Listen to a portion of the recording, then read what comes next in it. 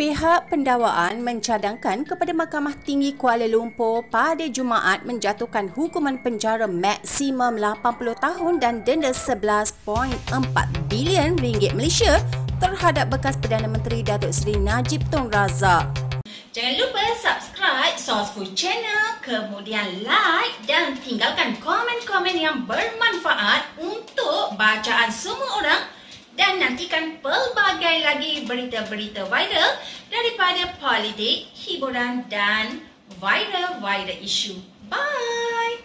Timbalan Pendakwa Raya Datuk Ahmad Akram Garib berhujah demikian ketika sesi pemberatan sebelum mahkamah menjatuhkan hukuman atas 4 kes menggunakan kedudukan untuk rasuah dana Satu Malaysia Development Berhad 1MDB ke atas Najib. Saya mohon mahkamah mengenakan hukuman penjara selama 20 tahun bagi setiap pertuduhan dan tempoh pemenjaraan itu perlu berjalan secara berasingan bukannya serentak. Hukuman itu perlu bermula selepas tertuduh selesai menjalani hukuman penjara bagi kes menyalahgunakan 42 juta ringgit Malaysia bagi kes SRC International Sdn Bhd di penjara Kajang, katanya.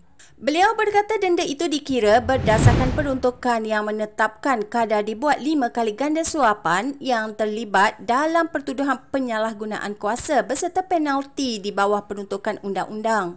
Dalam pada itu, pendakwaan menyifatkan kesalahan yang dilakukan bekas ahli Parlimen Pekan itu sebagai antara kes terburuk yang boleh dibayangkan membabitkan isu jenayah kewangan di Malaysia. Ini merupakan kes kleptokrasi paling teruk dan pengkhianatan terhadap amanah secara mutlak.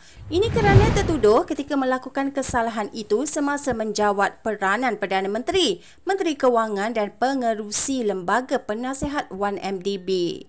Perbuatan itu memberi kesan buruk terhadap kewangan negara selain jumlah liability 1MDB mencecah hampir 50 bilion ringgit Malaysia dengan kerajaan terpaksa membayar 42 bilion ringgit Malaysia dan hutang tertunggak kira-kira 13 bilion ringgit Malaysia, katanya.